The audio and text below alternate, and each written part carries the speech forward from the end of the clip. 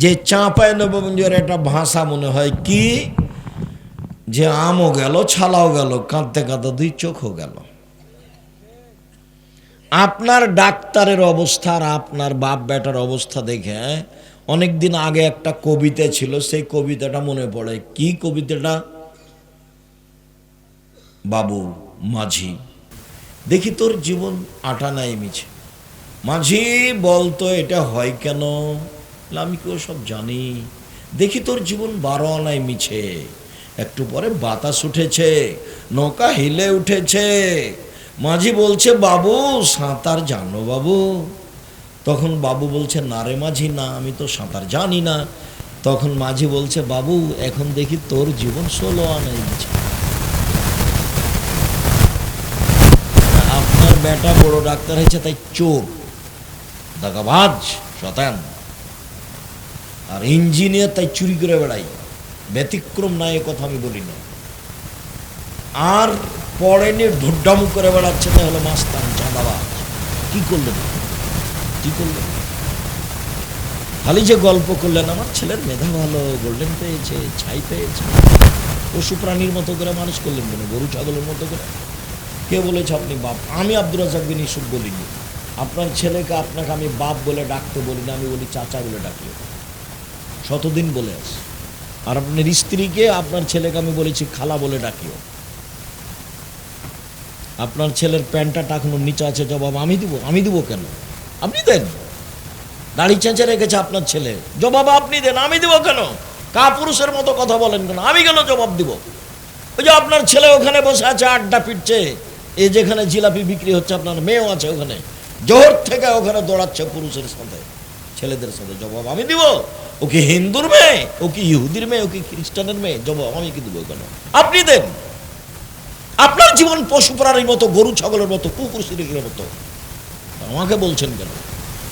ও কি হিন্দুর মেয়ে নাকি ইহুদির মেয়ে নাকি খ্রিস্টানের? আছে কেন? এখন কেন বসে আছে ওখানে? আমি আব্দুর রাজ্জাক বিন ইউসুফ তো এসেছি কষ্ট করে, এখানে বসে আছে কেন ওখানে? জবাব আমি দেব। বদ ছেলে মানুষ করেন, দাগাবাজ, ঘুরে বেড়াই, আড্ডা পিটে যেখানে সেখানে, বড় মোবাইলে ল্যাংটা মেয়ে দেখে, দলের নামে মানুষের সাথে মারামারি করে, বদনাম করে, গিবাত করে। দেখেননি আপনার ছেলেকে? শয়তানি করে বেড়া, দিন বাড়াই, ভিক্ষা করে খাওয়া। এই ছেলে বোকা ছেলে, ভিক্ষা করে খাওয়া। আবার আমি ভিক্ষা করতে বলিনি। ভিক্ষা করে খাওয়া কেন? দিন মজুরি করে খাও, চকলেট বিক্রি করে খাও। আমি চকলেট বিক্রি করতে বলিনি। চকলেট বিক্রি করতে বলেছি মানে সবচেয়ে কম পয়সার ব্যবসা। চকলেট বিক্রি করে খাও বলেছি মানে কি? সবচেয়ে কম পয়সার ব্যবসা করতে বলেছি। জুয়া চুরি করে বেড়াও কেন? কিসের তুমি দল দেখাও? কে তোমাকে খেতে দেয়? কিসের তুমি দাগাবাজি করে বেড়াও? খ্রিস্টান আব্রাহাম লিঙ্কনের পথে চলে তুমি এগুলো দেখাও। তুমি বিশ্বাস করো, আমি 22শে ডিসেম্বর থেকে 11ই জানুয়ারি পর্যন্ত লন্ডনে থাকলাম, সারা এলাকায় শহরে ঘুরলাম, কোথাও দুজন মানুষ বসে গল্প করতে আমি দেখিনি। কোথাও এই লম্বা সফর কোথাও দেখিনি। সিঙ্গাপুর থেকে বিমানটা ছুটলো, সিঙ্গাপুর এয়ারলাইন্স, 14 ঘন্টা বিমানে থাকলাম, 14 ঘন্টা লাগলো সিঙ্গাপুর থেকে। 14 পুরুষ নারীকে তোমার মতো ল্যাংটা বেটি ছেলের নাচ কারো মোবাইলে কারো টিভিতে আমি দেখলাম না। কয়েকবার টয়লেটের দিকে গেলাম আসলাম, কয়েকবার টয়লেটের দিকে গেলাম আসলাম। কেউ বই পুস্তক পড়ছে, কেউ মোবাইলে কিছু অঙ্ক হিসাব নিকাশ করছে, কেউ মোবাইলে পড়াশোনা করছে। দু একটা মনে হলো যে এটা নাটক হতে পারে, তবে ভারতের গানের সাথে কারো সম্পর্ক নেই। যদিও তারা ইংলিশ ভাষার, ইংরেজি ভাষার মানুষ, গান বাজনা নাচের সাথে কোনো সম্পর্ক নাই তাদের। আর এমন দেশের আইন, কাপড় ছাড়াই যদি একটা বেটি ছেলে হাঁটে, মেয়ে মানুষ যদি হাঁটে, আর একজন তাকে বিরক্ত করতে পারবে না, উত্ত্যক্ত করতে পারবে না। উত্ত্যক্ত করলে 18 বছর জেল হবে। মুখখান বন্ধ করে চুপটি লেগে যেতে হবে, তার নাম নিয়ম।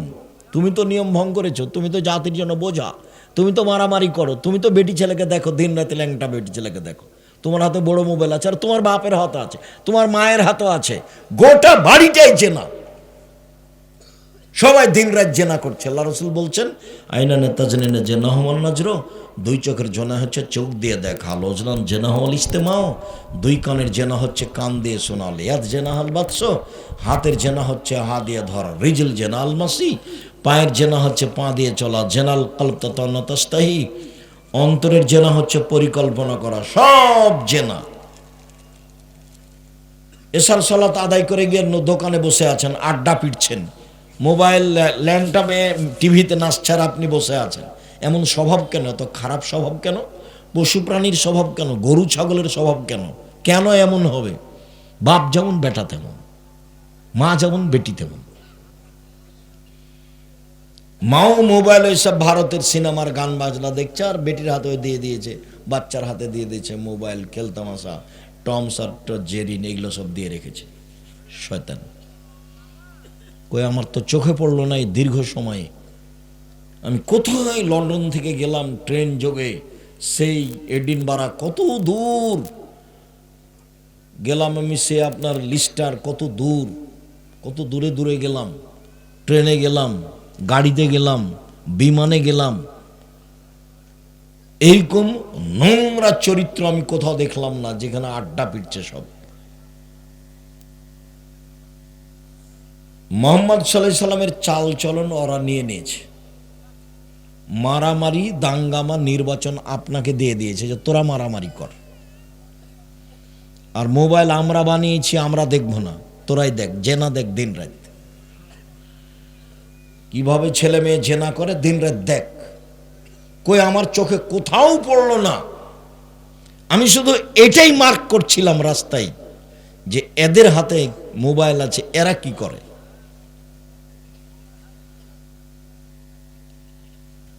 ছেলে মেয়ে মানুষ করেন, পশু প্রাণী করে রেখেছেন কেন? আপনি তো জবাব দিয়ে আপনাকে দিতে হবে। আদর্শ পরিবার বক্তব্য দেখেন কিভাবে আপনাকে বলা আছে। সম্মানিত দিনী ভাই বোন, দুঃখিত, রাসূল সাল্লাল্লাহু আলাইহি ওয়াসাল্লাম বললেন, সালাত এমন একটি ইবাদত যার উপরে নির্ভর করে অন্যান্য ইবাদত। পৃথিবীর মানুষ শুনে রেখো, সালাত আদায় করতেই হবে। কেন? পাঁচটা জিনিসের উপরে ইসলাম নির্ভর করে। এক, আমি সাক্ষ্য দিচ্ছি আল্লাহ ছাড়া কোনো মাবুদ নেই, মানে শিরক বাতিল। দুই, আমি সাক্ষ্য দিচ্ছি মোহাম্মদ আল্লাহর রাসূল, মানে বিদআত চলবে না। হাত তুলে দোয়া করেন কেন এভাবে? হাত তুলে দোয়া একাই করেন, সারা রাত করেন, রাসূলের সাথে মিল দিয়ে করেন। ফাজলামি করেন কেন ধর্মের সাথে? অত ক্ষমতা থাকলেই করতে হবে। দাপট দেখান কেন অত? মহিমাগঞ্জ বাড়ি হলে দাপট দেখাতে হবে? আমি আব্দুর রাজ্জাক বিন ইউসুফ আপনার দাপটের 5 পয়সা দাম দিনে বাংলাদেশের সবচেয়ে বড় প্রতিষ্ঠান চালাই। বাংলাদেশের সবচেয়ে বড় প্রতিষ্ঠান জামিয়া সালাফিয়া। জামিয়া সালাফিয়া আয়াতনে সবচেয়ে বড়, জামিয়া সালাফিয়া শিক্ষক সংখ্যা সবচেয়ে বেশি, ছাত্র সংখ্যা সবচেয়ে বেশি, এতিমে সবচেয়ে বেশি। জামিয়া সালাফিয়া যেটা রূপগঞ্জ নারায়ণগঞ্জ, সেটাই 100 বিঘা জমির উপরে। কত? 100 বিঘা। 100 বিঘা পূর্বাচলে বাণিজ্য মেলার পিছনে। যেটা রাজশাহী ছেলেদের সেটা 50 বিঘা, যেটা মেয়েদের সেটা 70 বিঘা, যেটা রেডি হচ্ছে। দিনাজপুরে যেটা 20 বিঘা। জামিয়া সালাফের জমি আছে ময়মনসিংহে, কালকে চালু করলাম জামিয়া সালাফিয়া। জামিয়া সালাফের জমি আছে চট্টগ্রামে, চলমান প্রতিষ্ঠান। জামিয়া সালাফের জমি আছে বরিশালে, চলমান প্রতিষ্ঠান। জামিয়া সালাফের জমি আছে কুষ্টিয়াতে, জামিয়া সালাফের জমি আছে ঝিনাইদহতে, জামিয়া সালাফের জমি আছে বগুড়াতে, জামিয়া সালাফের জমি আছে মেহেরপুরে, জামিয়া সালাফের জমি আছে যশোরে, জামিয়া সালাফের জমি আছে ফেনীতে, প্রায় জেলাতে জমি আছে। জামিয়া সালাফে দেশের সবচেয়ে বড় প্রতিষ্ঠান। 5000-এর বেশি ছেলে মেয়ে পড়াশোনা করে, 5000-এর। 300-র বেশি শিক্ষক শিক্ষিকা, 45 লক্ষ টাকা বেতন লাগে, অর্ধ কোটি টাকা বেতন লাগে এক মাস।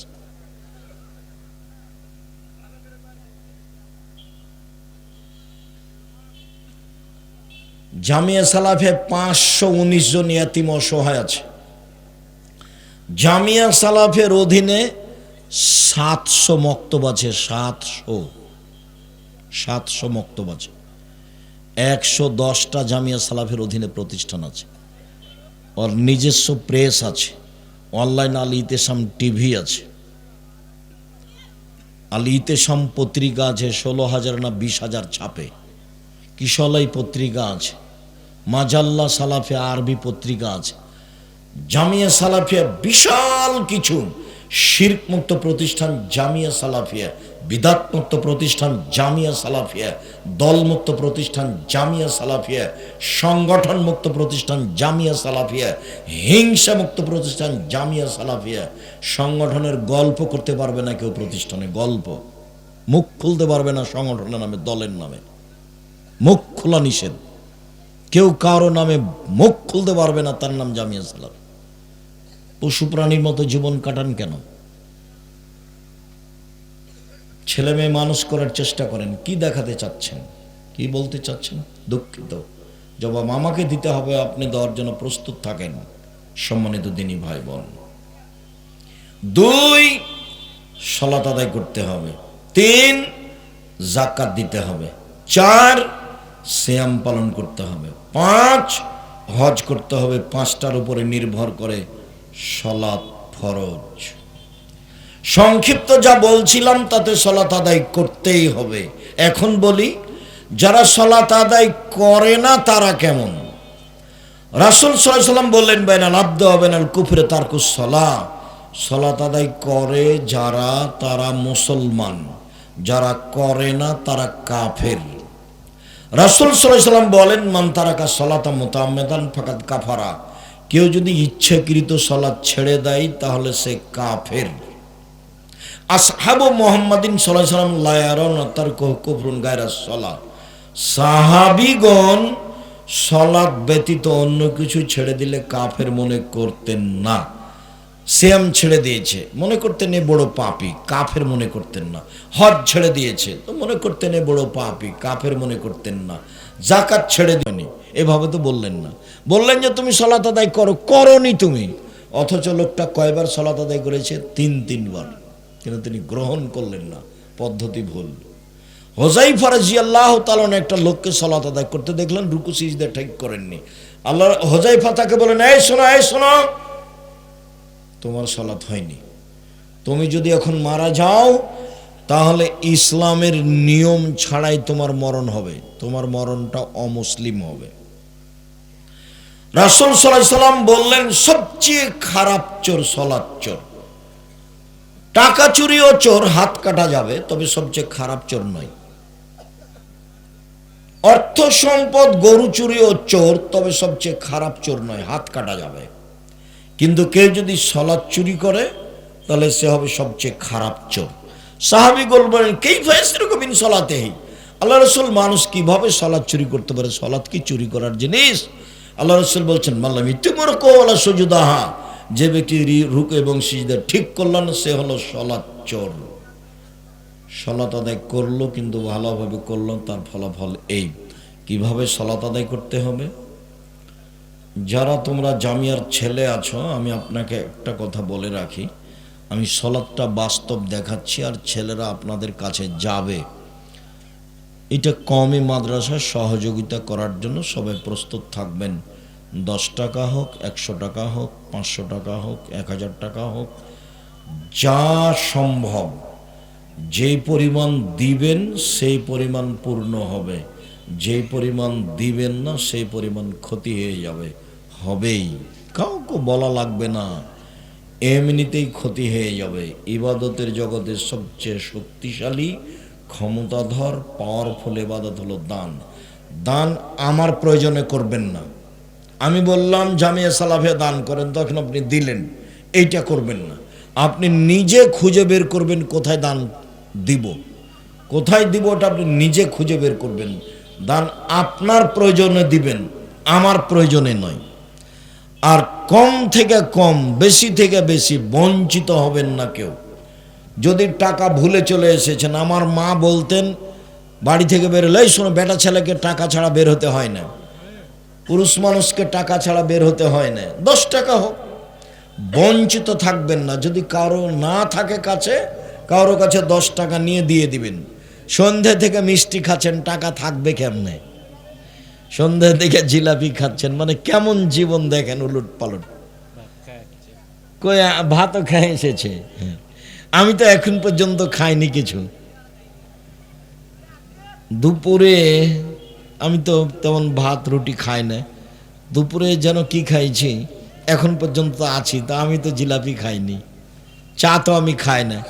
আমার জীবনে 16 বছর ছাত্র জীবন, আর তোমার বাড়ি হচ্ছে আমার প্রথম শিক্ষক জীবন, জান্নাতপুর গাইবান্ধা, গোবিন্দগঞ্জ। আমি এই গ্রামেরই মানুষ, এখানকারই মানুষ। এটা আমার শ্বশুরের বাড়ি, এটা আমার শাশুড়ির বাড়ি, এটা আমার আত্মীয় স্বজনের বাড়ি। তোমার সাথে আমি কত অন্তরের সাথে জড়িত হয়ে আছি। শোনো, আমি আমার জীবনে কোনোদিন চায়ের স্টলে বসিনি, জীবনে কোনোদিন বসিনি চায়ের স্টলে। আমার মা বলতেন 4টা বাড়ি থেকে বের হওয়ার সময়তে, দোকানে বসিও না, 2 প্রাইভেট পড়ায়ও না, 3 বন্ধুতালি করো না, 4 দাওয়াত খায়ও না। আমার মা পিছে পিছে হাঁটতেন আর আমাকে বলতেন, 1 দোকানে বসিও না, 2 প্রাইভেট পড়ায়ও না, 3 বন্ধুতালি করো না কারো সাথে, 4 দাওয়াত খায়ও না। খুব শক্ত মানুষ।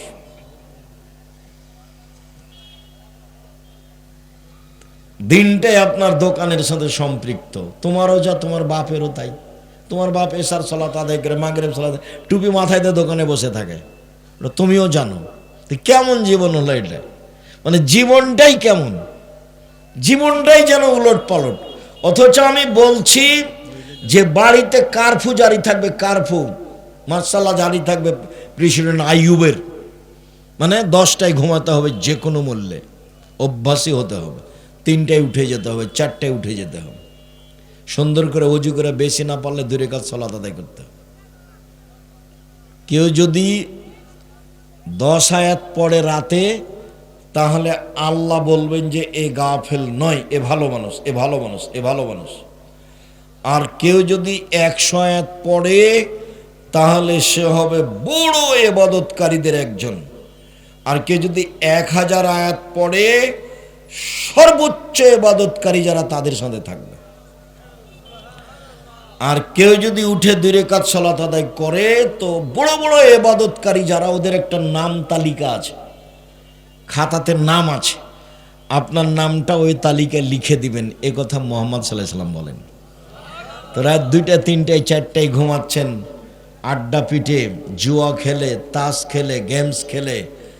শোনো, চৌসার, ছক্কা, লুডু, দাবা, পাঞ্জা, গেমস সব হারাম। মোবাইলে যদি গেমস খেলো, তাহলে তুমি তোমার হাতখানকে শরীর শুকুরের রক্তের মধ্যে ডুবিয়ে দিলা। আল্লাহ রাসূল বলছে, মান লাইবা বিনাদিশির ফাকাদ আদখালা ইয়াদাহু ফি দামি খিনজির।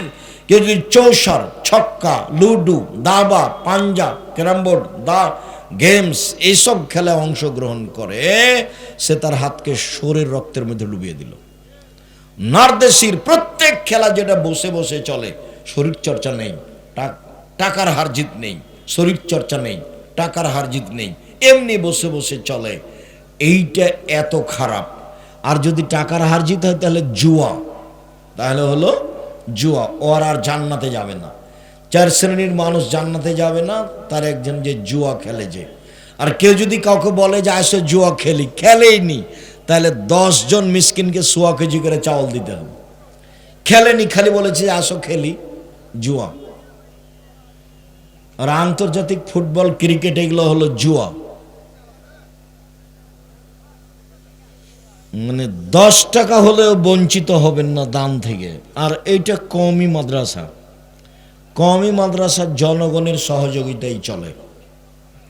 আল্লাহ আকবার বলে সালাত শুরু করবেন, এদিকে এই ছেলে, এই আল্লাহ আকবার, এটা চলবে না। আল্লাহ আকবার, এটা চলবে না।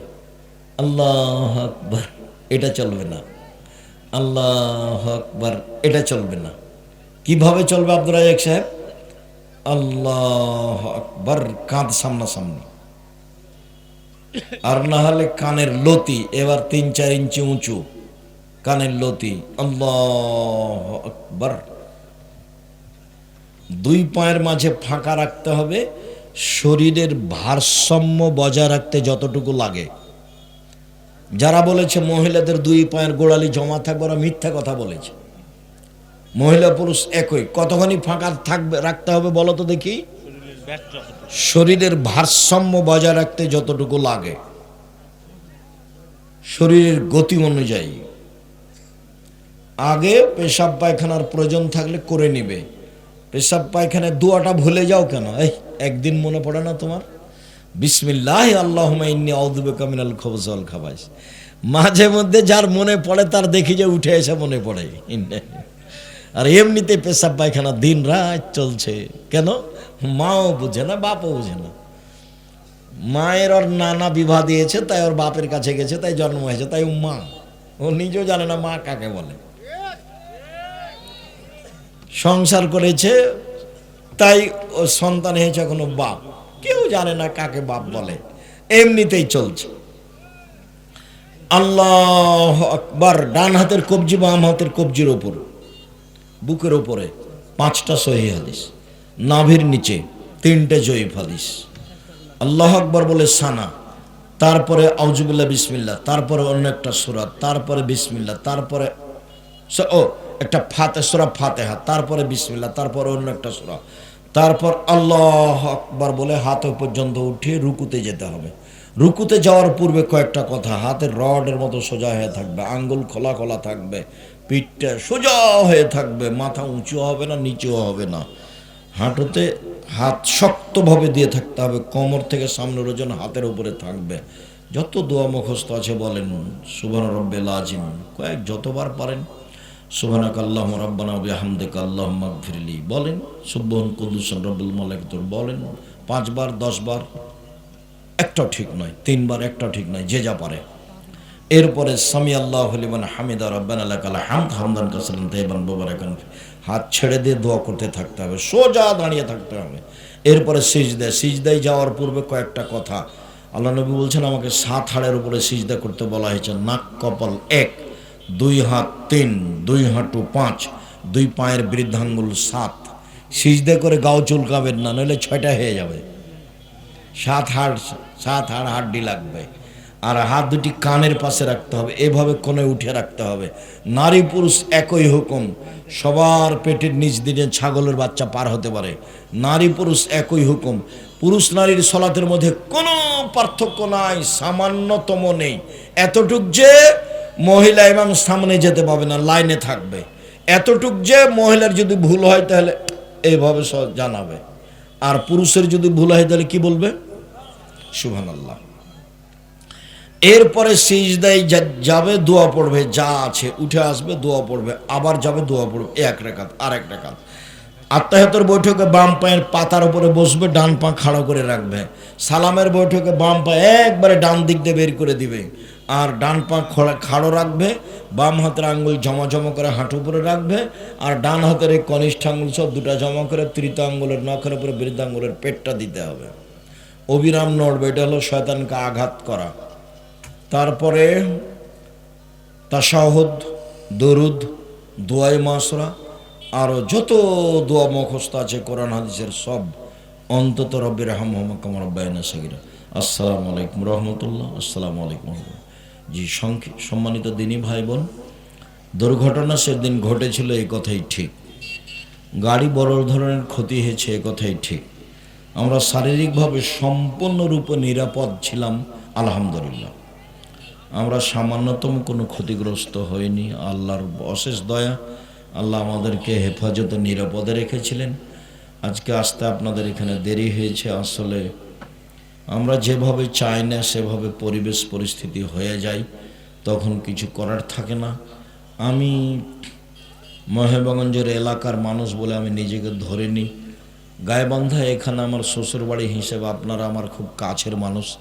আপনাদেরকে সম্মান করা, মূল্যায়ন করার ব্যাপারে আমি এক পায়ে দাঁড়িয়ে আছি।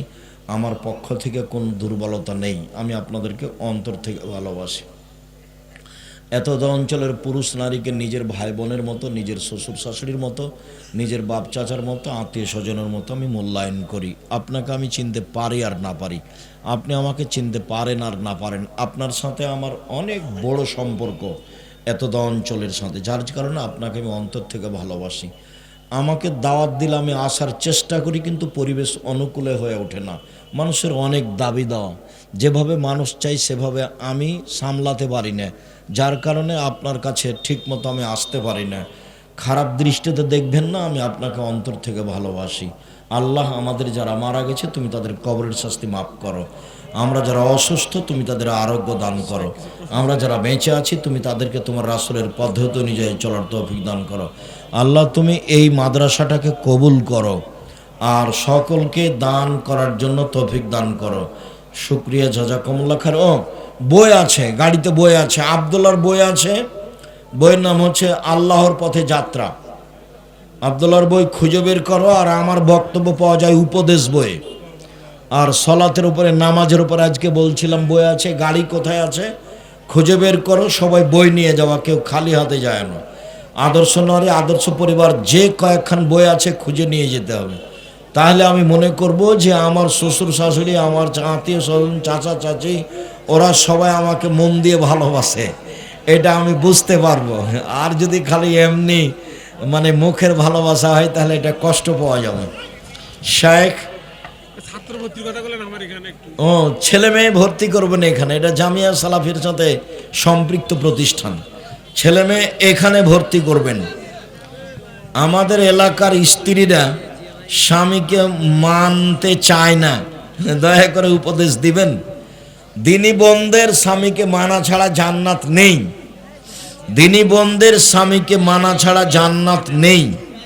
তিতা লাগলেও মিঠা লাগলেও স্বামীকে মেনেই চলতে হবে। আহলুস সুন্নাহ ওয়াল জামাত আল্লাহর রাসূলের মুখ থেকে এসেছে না আহলে হাদিস রাসূল সাল্লাল্লাহু আলাইহি সাল্লামের মুখ থেকে এসেছে। তোমার এত শক্ত জিজ্ঞাসা কেন?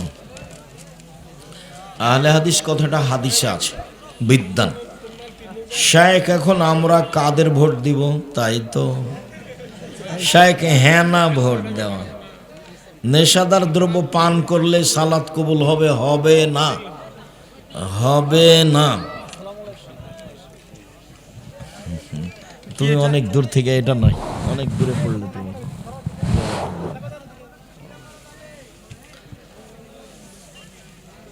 অমুসলিমদের শিশু মারা গেলে শিশু কি জান্নাতে যাবে? জি।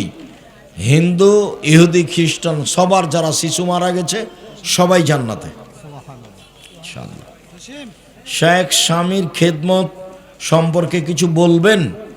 স্বামীকে মেনে চলতে হবে, মানুষ হিসেবে যতদূর সেবা করা যায়। ওর গালির উত্তর দিতে হবে না। মহিলা মানুষ তিনটা কাজ করা হবে না: প্রতিবাদ, অভিযোগ, অভিমান। অভিমান, তুমি একদিন আমাকে স্বপ্নপুরী নিয়ে গেলে না, এর নাম হলো অভিমান। এটা করলেই সংসার ভেঙে যাবে, ঝামেলা বাঁধবে, শয়তান ঝামেলা পাকাবে। আর অভিযোগ, তোমার মা এ কথা বলে, তোমার বোন এ কথা বলে, অভিযোগ করলে সংসার ভেঙে যাবে।